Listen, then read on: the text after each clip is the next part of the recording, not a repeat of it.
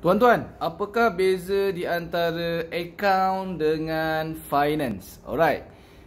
Saya Faizal daripada The CEO Academy. Alright.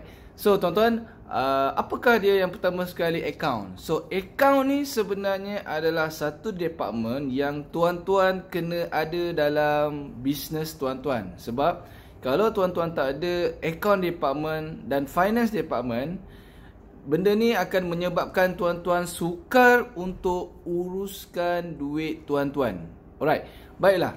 Jadi apakah dia maksud account dan apakah dia maksud finance? Account ni biasanya dengan bahasa yang mudah faham adalah kerja-kerja untuk rekod. Okay, rekod. Rekod apa? Okay, dalam bisnes kita, dia ada rekod duit masuk dan dia ada rekod duit keluar. Okay, duit masuk ni kebiasaannya daripada sales. Kebiasaannya daripada modal yang mungkin pemilik masukkan ke dalam bisnes. Dan kebiasaannya mungkin adalah loan. Alright, tuan-tuan kena rekod benda ni. Sebab kalau tuan-tuan tak rekod, kalau duit masuk saja, kalau tak rekod, election akan anggapkan benda tu adalah sales ataupun jualan. Tapi sebenarnya kalau tuan-tuan nak tahu, antara ketiga-tiga tadi, sales, modal dengan loan yang hanya kena tax adalah sales. Okey, dia panggil taxable income. Okey, jadi modal dengan loan tadi dia tak kena tax tuan-tuan. Sebab tu kena rekod. Alright. Itu adalah nombor satu. Nombor dua adalah rekod duit keluar. Okey, rekod duit keluar ni yang ramai orang kadang-kadang tak sempat nak rekod. Rekod duit masuk ni biasanya boleh buat. Okay, tapi rekod duit keluar ni ramai orang ada masalah untuk rekod sebab tak sempat. Walaupun dah ada accounting system, mereka pun tak sempat nak rekod. Okey, jadi kalau tuan-tuan tak sempat nak rekod, tuan-tuan outsource je lah accounting tu. Bagi je kat mana-mana siapa-siapa yang buat accounting service, okey, mereka boleh tolong buatkan. Dan insyaAllah kita pun kalau tuan-tuan nak kita tolong buatkan pun boleh. Sebab kita salah satu servis kita ada buat service account.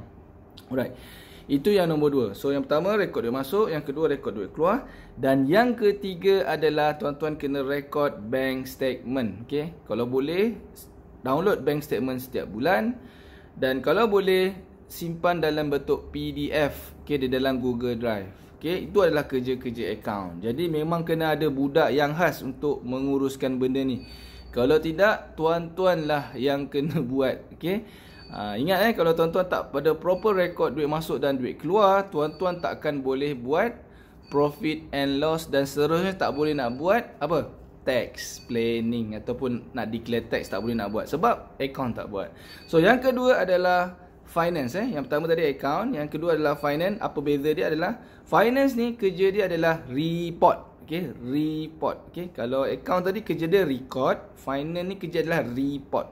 Okay, report apa? Okay, dia ada beberapa jenis report. Report yang pertama adalah report financial statement. Okay, financial statement ni dia terdiri daripada dua basically.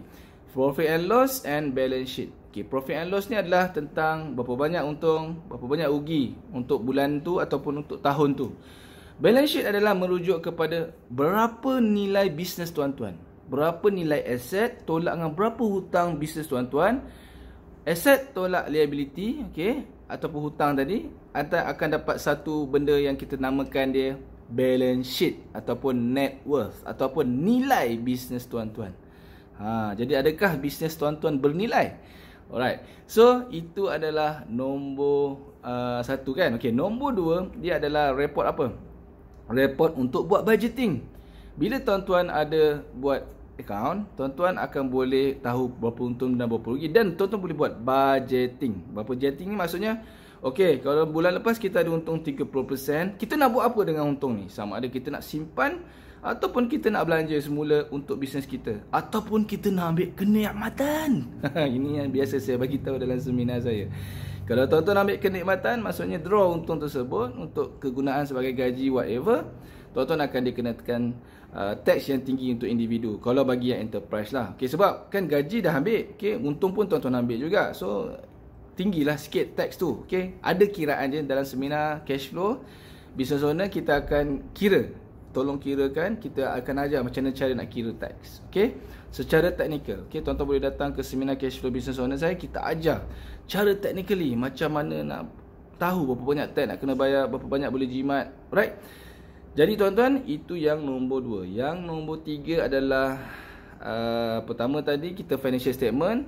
Yang kedua tadi adalah kita rekod sebagai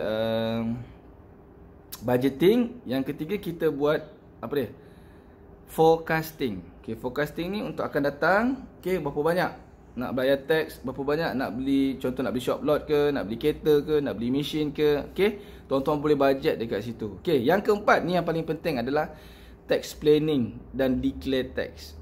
So ini adalah kerja-kerja finance. Okay, yang kerja-kerja account tadi record, kerja-kerja finance adalah report. Okay, jadi tuan-tuan, kalau tuan-tuan nak tahu lebih lanjut cara macam mana nak menguruskan bisnes secara sah, okay, saya Faizal daripada CEO Academy. Alhamdulillah kita dah ada 8 buah anak syarikat. Kita berkembang daripada enterprise, berniaga daripada rumah kecil-kecilan sampailah alhamdulillah kita ada lebih kurang 8 company senior berhad.